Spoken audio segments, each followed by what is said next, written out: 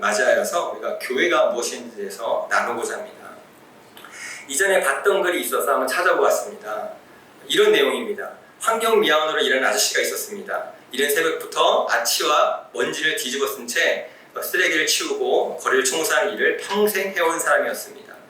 누가 봐도 쉽지 않은 일에다가 사람의 존경을 받는 직업도 아니고 월급도 많지 않은 것이 아니었습니다. 그런데 신기한 것은 늘 표정이 밝다는 것입니다. 그래서 이것을 신기하게 여긴 한 젊은이가 이유를 물었습니다. 힘들지 않으시냐고, 어떻게 그렇게 항상 행복한 표정을 짓느냐고. 이 젊은이의 질문에 이 환경미화원은 이렇게 대답했다고 합니다. 나는 지금 지구의 한 모퉁이를 청소하고 있습니다. 이 글은요, 우리 최인철 교수님이라는 분이 쓰신 프레임이라는 그 책의 프레임, 즉 생각의 틀을 어떻게 갖는 것이 중요한지 설명하기 위해서 쓴 글이라고 합니다. 굉장히 단순한 이야기지만 우리에게 말해주는 것이 있는 것 같습니다. 우리가 어떤 관점을 가지고 있느냐가 너무 중요하다는 것이죠. 우리가 어떤 그림을 가지고 있느냐에 따라서 내가 하는 일, 우리가 오늘의 의미가 달라진다는 것입니다. 방금 이 청년은 왜 이렇게 물어봤을까요? 이 청년이 보기에 청소라는 일은 그렇게 중요하지 않은 일인 것입니다. 하찮은 직업에 불과한 것이죠. 하지만 이분은 비록 고된 일일지라도 관점이 다른 것입니다. 이런 관점이 그 자신을 단순히 동네 쓰레기를 치우는 하찮은 작업부가 아닌 지구를 청소하는 위대한 사람으로 바꾸어버린 것입니다. 제가 얼마 전에 우연찮게 어떤 예능 프로그램을 하나 보게 되었어요. 그 배경이 세기말이에요. 기억나세요? 세기말? 2000년에 딱 될 때. Y2K라고 들어보셨어요? 기억하시면 저랑 비슷한 연배이시거든요. 이 Y2K는 당시 컴퓨터 버그를 가리키는데 2000년이 되면서 컴퓨터가 1900년과 이것들은 혼동을 일으켜서 핵폭탄이 발사되는 상황에 초래될 수 있다는 것입니다. 그래서 지구 종말이 올 수 있다는 것입니다. 지금 생각해보면 말도 안 되는 일이죠. 웃긴 일이죠. 근데 그 당시에 어떤 일이 벌어졌는지 아십니까? 너무나 많은 사람들이 시한부 종말론에 빠져서 직장을 그만두고 학업을 그만두는 일이 일어났다는 것입니다. 왜요? 곧 망할 것인데 미래가 없다는 것입니다. 그래서 지금이 의미가 없다는 거예요. 허무주의에 빠져버리고 만 것입니다. 그래서 우리가 어떤 그림을 가지고 있느냐, 어떤 관점을 가지고 있느냐가 굉장히 중요한 것입니다. 그것이 우리의 삶의 방향을 정하고 오늘의 의미를 결정하는 것입니다. 그럼 여러분은 어떤 큰 그림을 가지고 계십니까? 이것을 알아보는 것은 굉장히 간단해요. 자기를 점검하는 것은 굉장히 간단합니다. 나의 삶이 날마다 흥분되고 기쁘고 감사한가? 아니면 실증과 무기력에 빠져서 어찌할 바를 모르고 있는가? 라는 것이죠. 지금 저희가 묵상하고 있는 마가복음의 독자들도 마찬가지 아닙니까? 그들은 지금 로마에 있어요. 엄청난 핍박이 있는 것입니다. 미래가 보이지 않아요. 끝났다. 아무것도 없다. 자칫 잘못하면 허무주의에 빠질 수 있는 것입니다. 그래서 마가가 그들에게 큰 그림을 그려주고 있는 것입니다. 구약에서 예언했던 그 왕, 그 메시아가 바로 예수 그리스도다. 그 메시아가 오셔서 하나님 나라 시작되었다라고 하나님 나라의 소망을 그려주고 있는 것입니다. 그러면 비록 그들의 상황이 핍박일지라도 어려운 가운데 있을지라도 그 큰 그림이 있기 때문에 이겨낼 수 있는 것이고요. 기뻐할 수 있는 것입니다. 그래서 우리는 마가복음을 보면 하나님 나라가 상상되어야 됩니다. 우리 박 목사님께서 얘기해 주셨죠. 경골상상, 겸 마가복음 상 하나님 나라가 되어야 되는 것입니다. 저희가 마가복음 묵상한 지가 한 2달 정도 지나가고 있죠. 이 마가복음 묵상하면서 점점점 하나님 나라가 그려지고 있습니까? 그래서 내 마음이 뛰고 오늘 하루가 의미 있습니까? 저는 하나님 나라 하면 가슴이 뜁니다. 지난번 성탄절 때 오쇼 때도 말씀드렸던 것 같아요. 제가 이렇게 살아가는 이유. 제가 중국에서 가끔 이제 박 선생님과 황 선생님께 전화를 드리면 너무 바쁘시게 사는 거예요. 정신없이 사시는 거예요. 그래서 제가 농담반 진담반으로 저는 한국 가면 그렇게 살기 싫어요. 왜 돌아가고 그러니까 제가 이렇게 살고 있는 것입니다. 2명이 하시는 일을 4명이 하면은 원래 일이 반으로 줄어야 되잖아요. 그게 정말 2+2, 4가 되어버렸습니다. 일이 더 많아지고요. 정말 정신없는 삶을 살아가고 있습니다. 그래서 가끔 현타가 와요. 왜 이렇게 바쁘게 살아가고 있을까? 그리고 저희 우한교회, 우한에 있는 교회 리더들을 보면 그냥 인간적인 눈으로 봤을 때 가끔은 불쌍하다는 생각이 들어요. 그렇게 살아갈 이유가 없거든요. 왜 리더 모임 때마다 모여서 울면서 그 교회를 지켜가야 됩니까? 이렇게 살아가는 이유는요, 바로 하나님 나라가 있기 때문에 그런 것입니다. 한번 말씀드렸던 것 같아요. 제가 이제 우한 사역을 마무리하면서 기도했었습니다. 제가 2001년에 전도서 사역을 시작했거든요. 지금까지 한 23년 사역을 한 거잖아요. 지금 한국 나이로 46이니까 딱 절반을 제가 사역을 했습니다. 그래서 기도했던 것입니다. 하나님, 제가 저의 인생의 절반을 하나님을 위해서 살았는데, 그러니까 중국까지 나와서 제가 하나님을 위해 살았는데 이제 돌아가면 제가 하고 싶은 거 하면 살면 안 될까요? 네, 그렇게 기도하고 묵상했습니다. 그러면 생각해봤죠. 그럼 내가 하고 싶은 것이 뭘까? 네, 역시나 하나님 나라였던 것입니다. 나의 가슴을 뛰게 하는 것, 하나님 나라인 것입니다. 가끔 야구 봐도 가슴이 뛰긴 하는데 네, 하나님 나라인 것이죠. 그래서 지금도 이 일을 하고 있는 것입니다. 그래서 이렇게 바쁠지라도, 정말 바쁜데 열매가 안 보일지라도 기뻐하면서 이 일들을 하고 있는 것입니다. 여러분들은 어떠신가요? 우리 지난주에 배웠었죠. 망의 흥탄. 하나님 나라 흥탄하고 계십니까? 하나님 나라를 보면서 막 가슴이 뛰고 막 흥분되고 그러십니까? 머리로 아는 것 말고요. 이 가슴이 뜨거워지고 있습니까? 저는 이것이 되는데 10년 걸렸습니다. 그 전에 하나님 나라를 몰랐던 게 아니에요. 2001년부터 사역을 시작했기 때문에 그때도 하나님 나라에서 설교하고 하나님 나라에서 강의했었습니다.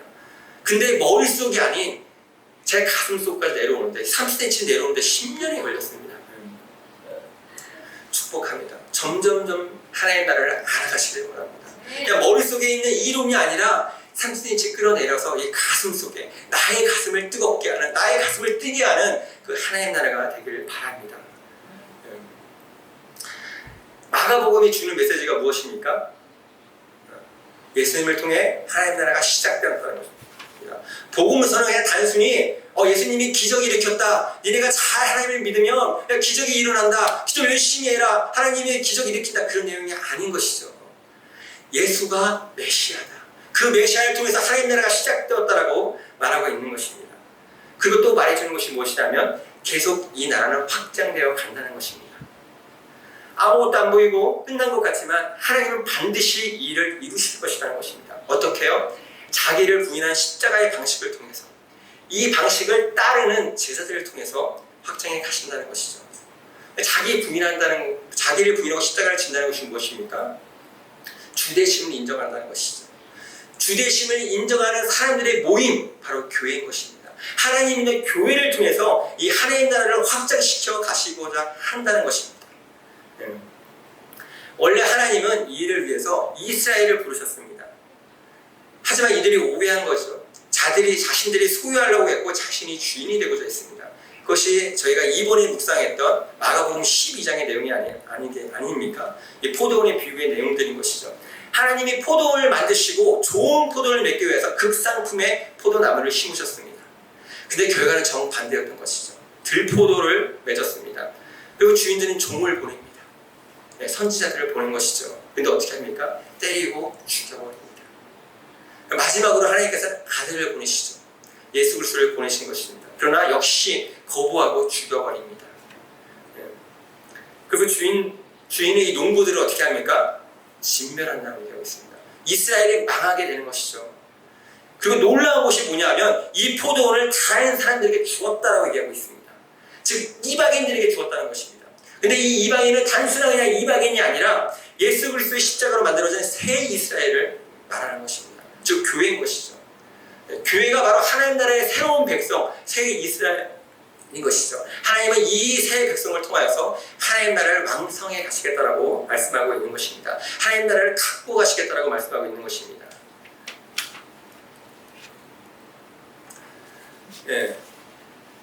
만물을 창조하신 하나님 안에 영원 전부터 감춰져 있는 비밀의 계획이 무엇인지를 밝히게 하셨습니다.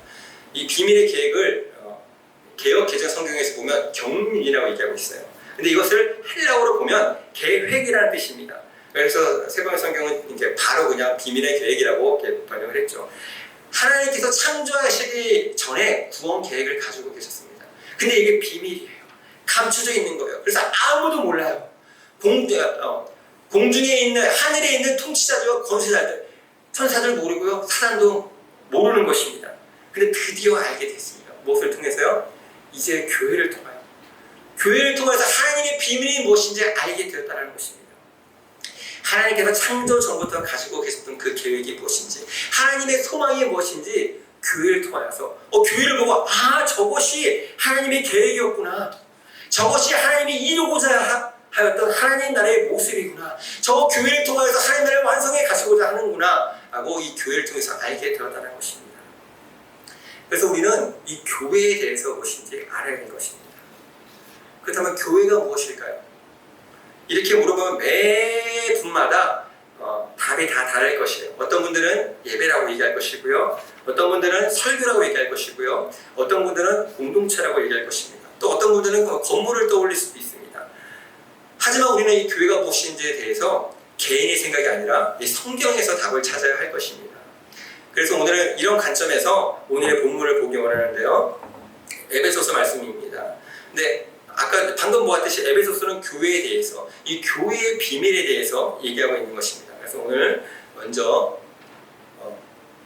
한번 본문을 읽도록 하겠습니다. 한번 같이 읽도록 하겠습니다. 하나, 둘.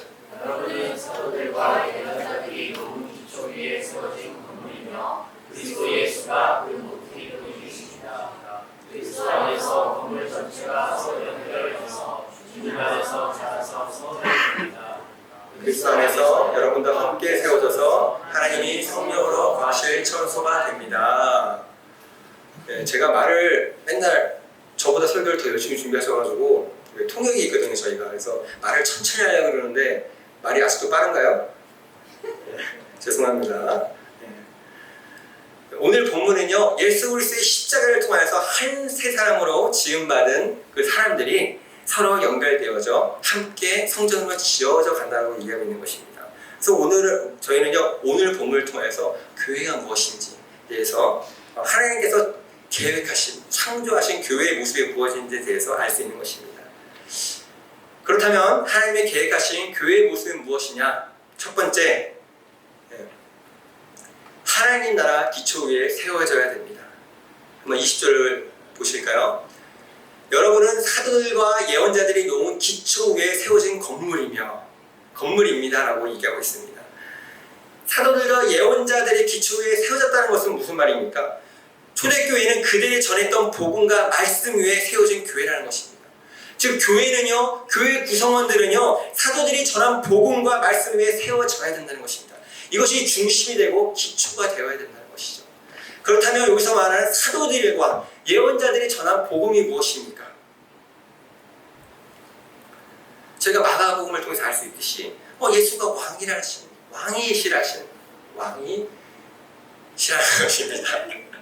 예, 예수가 메시아라는 것입니다. 그리고 그분을 통해서 하나님 나라가 시작되었다는 것입니다. 즉 교회의 기초는 하나님 나라가 기초가, 하나님 나라 이야기, 하나님 나라 스토리가 교회의 기초가 되어야 된다는 것입니다. 뒤에 보면 그리스도 예수가 그 모퉁이돌 되십니다라고 얘기하고 있죠. 이것은 시편 말씀을 인용한 것입니다. 한번 같이 볼까요?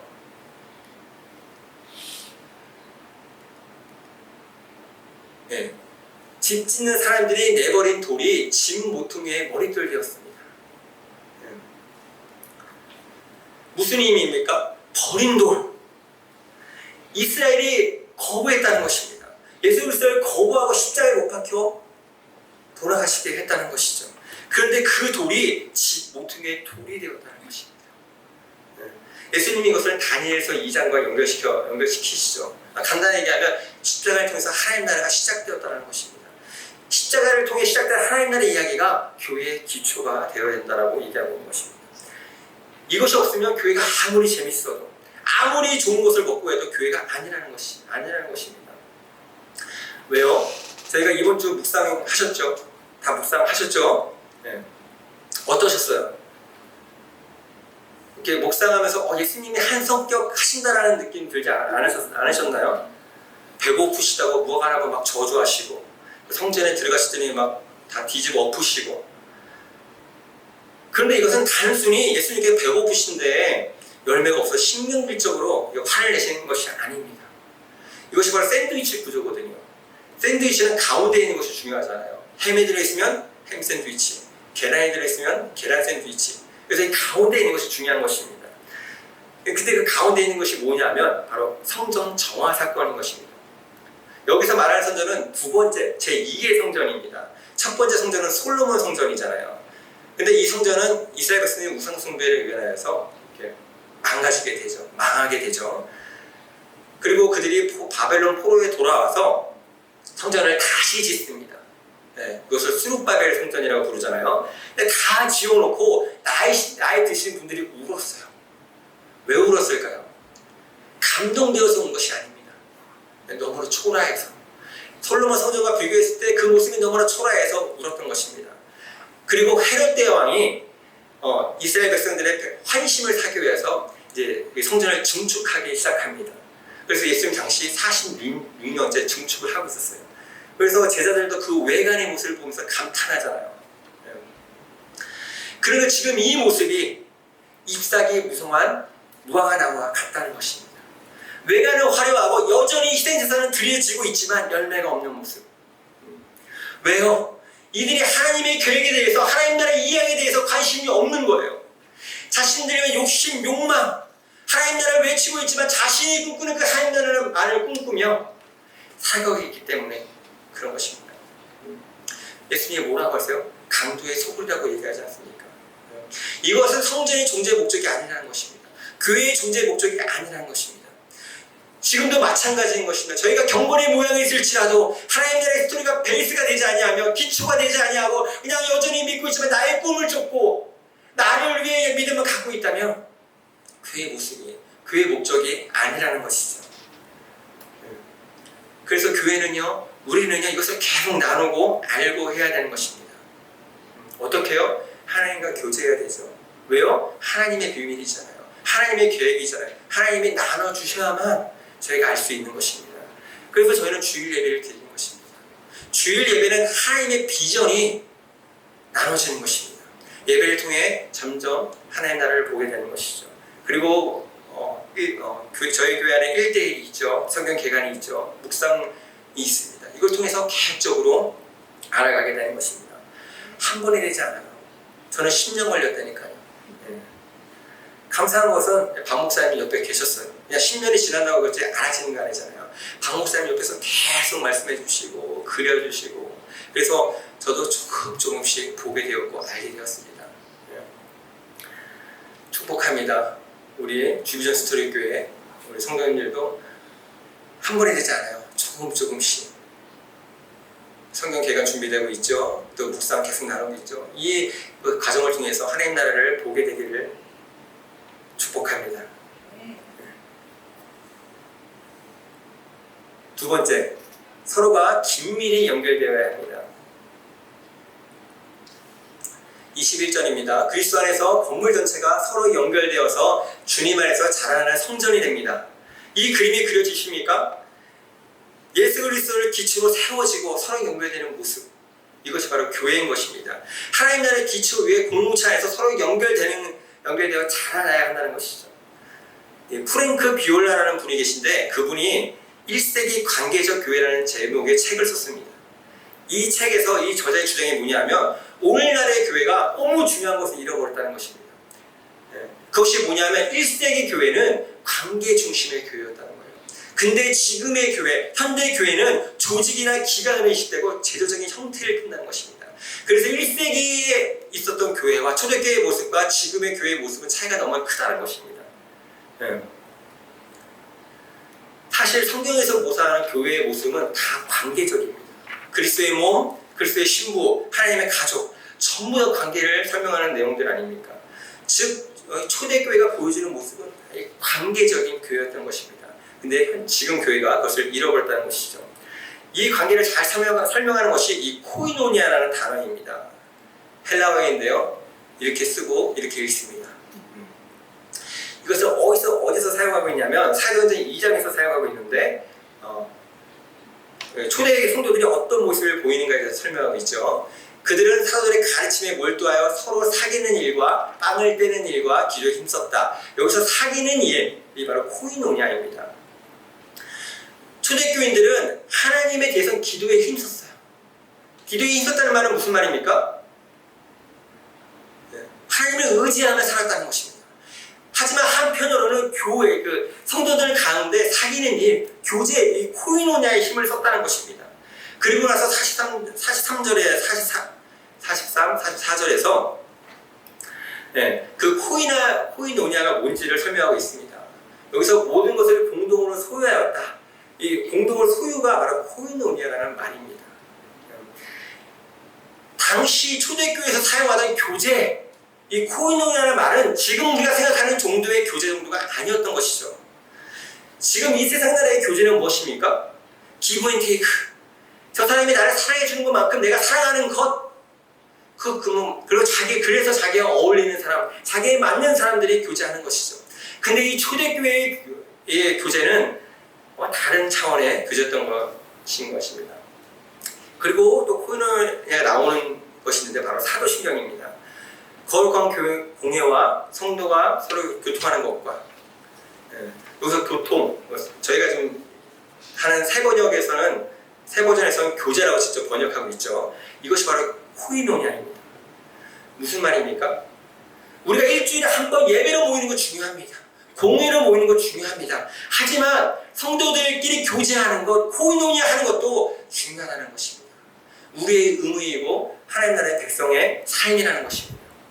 그래서 우리가 일주일에 한 번 주일 예배를 드리고 내가 그리스도인으로 의무를 다했다라고 생각하면 안 된다는 것이죠.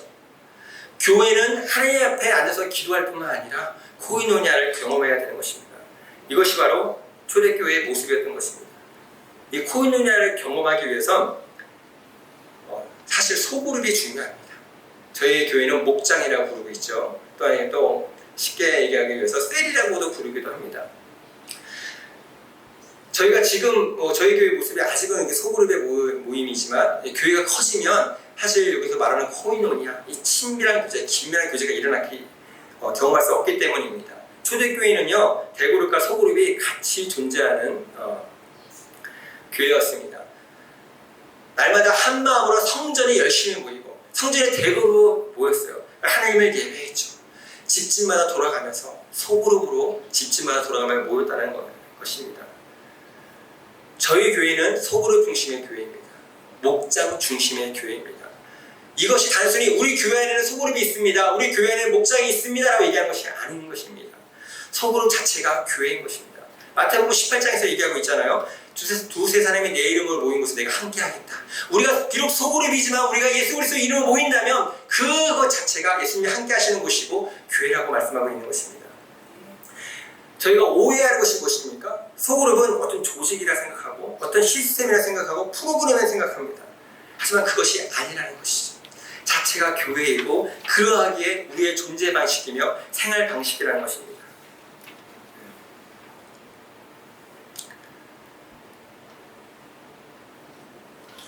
예수님께서 십자가에 못 박히시기 전에 제자들을 위해서 마지막으로 기도하신 내용이 있는 것입니다.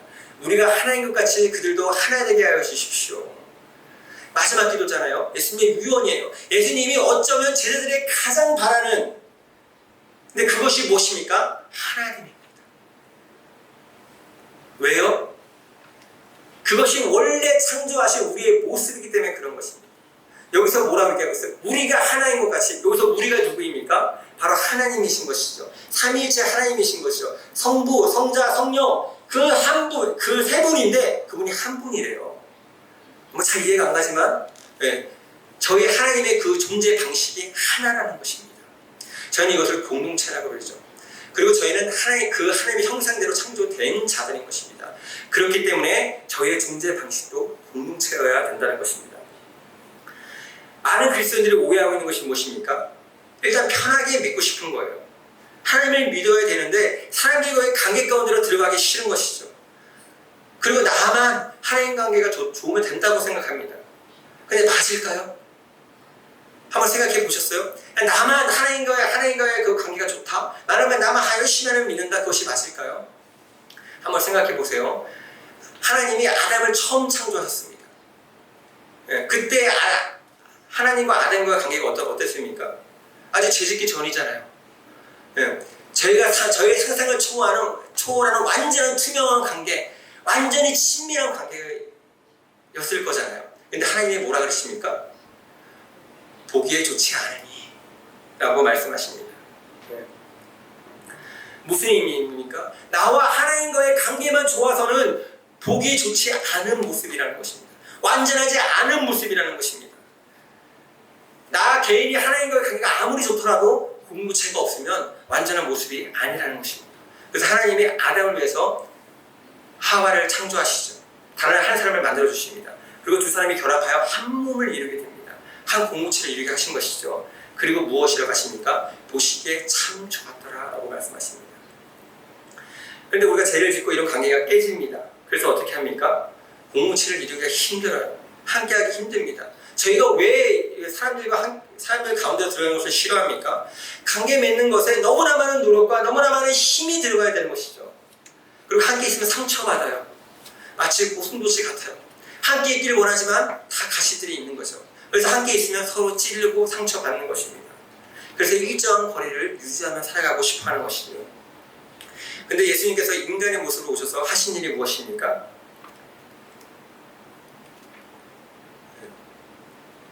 그리스도께서는 유대 사람과 이방 사람들이 양쪽으로 갈려져 있는 것을 하나로 만드신 분이십니다. 그분은 유대 사람과 이방 사람들 사이에 가르는 담을 자기의 몸으로 허무셔서 원수된 것을 없애시고, 세상에서 가장 하나 되기 어려운 그룹이 있다면 어떤 그룹일까요? 아마도 이 유대인과 이방 사람들일 것입니다. 하지만 그들의 가로막는 담을 자기의 몸으로 허무셨습니다. 그리고 하나 되게 하시고 공동체 되게 하신 것입니다. 창조하실 때 우리의 모습, 예수 그리스도의 십자가를 통해서 또 회복시키신 그 모습, 바로 공동체라는 것입니다. 하나 된 거라는 것이죠. 그래서 원래 우리의 존재 방식이 바로 공동체라는 것입니다. 그래서 이 목장은요, 이 셀은요, 소그룹은요, 그냥 어떤 활동을 위해서 조직한 것이 아닌 것입니다. 그냥 우리의 존재의 방식인 것이죠. 그래서 모든 사람들이 목장 가운데 속해 있어야 됩니다. 이것은 선택하는 것이 아니라 당연한 것이고 반드시 해야 되는 것인 것입니다. 또한 그래서 소그룹은 우리의 생활 방식인 것입니다. 생활 방식이라는 말은 무슨 말입니까? 한번 가정을 생각해 보세요. 가정은 프로그램이 아니잖아요. 남편, 아빠는 뭐 일주일에 2시간만 뭐 이렇게 그런 프로그램을 만드는 것이 아닌 것이잖아요. 가정은 모임이 아닙니다. 비록 일주일에 2시간만 보더라도 그 관계가 없어지는 것이 아닌 것처럼 그 관계는 24시간 계속되는 것입니다. 가치도 없던 그 가족의 관계가 지속되는 것이 바로 생활 방식인 것입니다. 소그룹도 마찬가지인 것입니다. 소그룹도 어떤 프로그램이 아니고요, 어떤 모임도 아닙니다. 생활 방식인 것입니다. 네. 그래서 핵심은 교제예요. 삶을 나누는 것이 필요합니다. 교제하기 위해선 시간과 만남이 필요합니다. 네. 많이 만날수록 친해지잖아요. 아까 윤구 형제가 얘기했던 것처럼 1년이라는 시간이 지났기 때문에 이렇게 친해질 수 있는 것처럼 자주 만나 교제해야 되는 것입니다.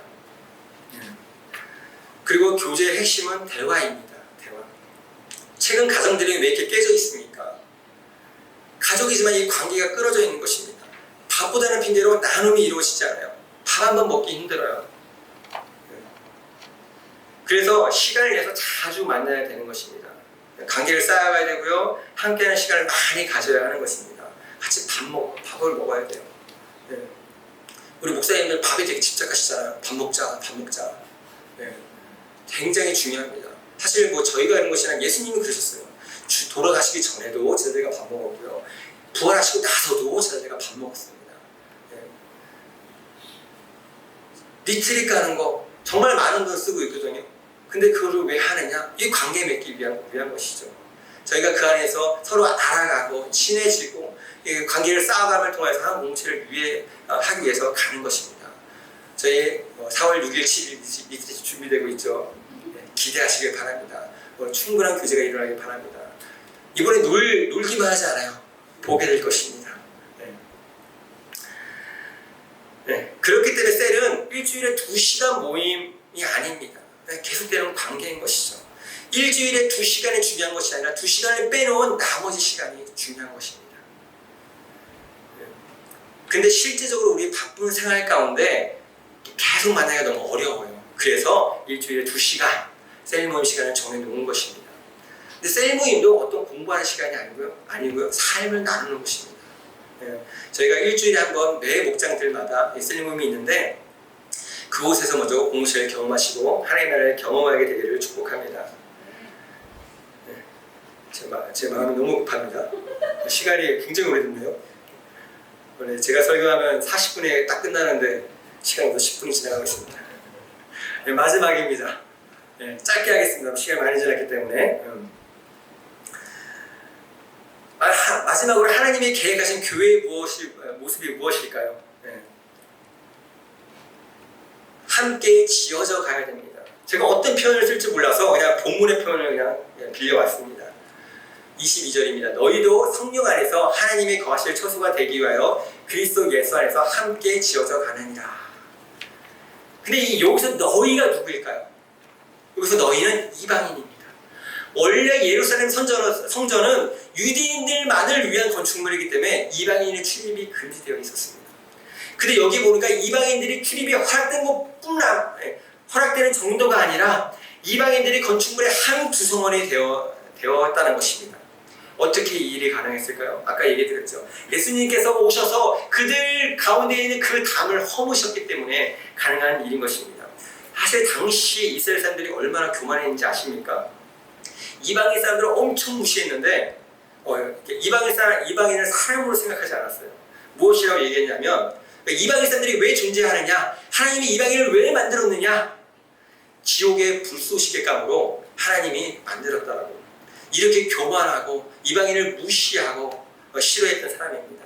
그런데 그 마음에 예수 그리스도가 들어가니까 어떻게 변했습니까? 그들을 포용하고 용납하는 사람으로 바뀐 것이죠. 그리고 그들과 함께 공동체를 지어가는 사람으로 바뀐 것입니다. 교회가 어떤 곳입니까? 예수를 왕으로 모신 것입니다. 그래서 나와 다른 사람을 포용할 줄 알게 되는 것이죠. 더 나아가 세상을 섬길 줄 알게 되는 것입니다. 제가 한국 교회를 보면서 가슴 아픈 것이 무엇인지 아십니까? 교회가 너무나 많이 분열되어 있다는 것입니다. 교회는 있는데 그 교회 안에서 끼리끼리 모이는 것이죠. 조건이 비슷한 사람, 나에 맞는 사람들끼리 만나고 있는 것이죠. 더 심각한 것은 세상과 교회가 분리되어 있다는 것입니다. 기독교인이라면 더 싫어해요. 더 상대 안 하려고 그래요. 네. 그래서 이렇게 믿음을 숨기는 시대가 돼버리지 않았습니까? 아니면 관심을 안 갖고 그냥 니네끼리 살아라. 우리끼리 산다. 우리끼리 만나고 우리끼리 좋고 그런 시대가 되어버리지 않았습니까? 그런데 이것은 하나님 나라의 모습이 아닌 것입니다. 하나님 나라는 나와 비록 다를지라도 그들과 함께 공동체를 이루는 것, 그것이 바로 하나님 나라인 것입니다. 여러분, 그리스도인이라는 말이 무슨 뜻인지 아십니까? 여러 가지 뜻이 있겠죠. 그렇다면 이 그리스도는 칭호가 어디서 나왔는지 아십니까? 바로 안디옥 교회라는 곳에서부터 시작이 되었습니다. 예. 안디옥에서 처음으로 그리스도인이라고 불리었다. 한번 생각해 보셨어요? 왜 안디옥 교회에서 처음으로 그리스도인이라고 불렀을까? 저희가 그리스도인이라고 하면 어떤 이미지가 떠오릅니까? 어디서 그리스도인의 정체성을 찾습니까? 예배하고 성경 읽고 묵상하고 기도하는 삶이라고 생각하죠. 그런데 이것은 초대교회에서도 초대교회의 모습에서도 있었던 모습이에요. 그런데 안디옥 교회에서부터 이 그리스도인이라는 이게 말이 시작되었죠.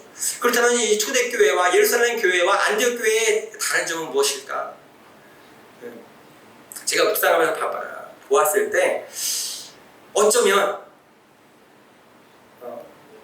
다른 점이 이 처음으로 안디옥 교회에서 유대인과 헬라인이 함께 모여 있었다는 것입니다. 무슨 말입니까? 이 그리스도인의 정체성은 유대인끼리만 따로 모여서 예배하는 것이 아니라 이방인만 따로 모여서 예배하는 그런 것이 아니라 함께 있는 것. 그것이 그리스도인의 모습이라는 것입니다. 나와 맞는 사람들만 함께 있는 것이 아니라는 것이죠. 그건 동호회예요. 자기와 맞는 사람, 친애가 비슷한 사람끼리 모여서 함께 즐기는 것, 동호회입니다. 교회는요, 비록 나와 다를지라도 예수 그리스도 인하여서 하나됨을 이루는 것. 또한 우리 안에서 하나됨을 이룰 뿐만 아니라 세상을 품고 세상을 섬기는 것. 세상과의 막힌 담을 허무는 것이 바로 교회인 것입니다.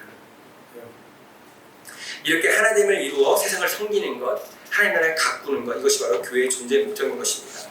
이것이 하나님이 창세전부터 가지고 계신 교회를 향한 교회를 통해 드러난 하나님의 계획인 것입니다. 마무리하겠습니다. 오늘 교회에 대해서 쭉 나눴죠. 근데 하다 보니 거기서 많이 들어봤던 내용들이죠. 아까도 이렇게 제가 선포했지만 저희 교회가 매주 선포하는 저희 교회의 사명입니다. 우리는 하나님 나라 스토리를 안다, 산다, 유통한다. 네, 저희 교회가 좋은 교회라는 것입니다. 네. 뭐 크기, 재정, 시스템, 능력으로 보면 사실 초라한 교회죠. 네. 하지만 하나님이 처음 계획하신 그 디자인하신 그 기준으로 보았을 때 우리 교회는 좋은 교회입니다. 비록 완전하지 않아요. 부족해요. 하지만 우리는 그 하나님이 디자인하신 그 교회의 모습을 소망하고 갈망하는 교회인 것입니다. 근데 중요한 것이 무엇이냐면 이 모든 것이 어디로부터 시작되냐면 코이노니아, 관계, 하나님으로부터 시작되는 것입니다.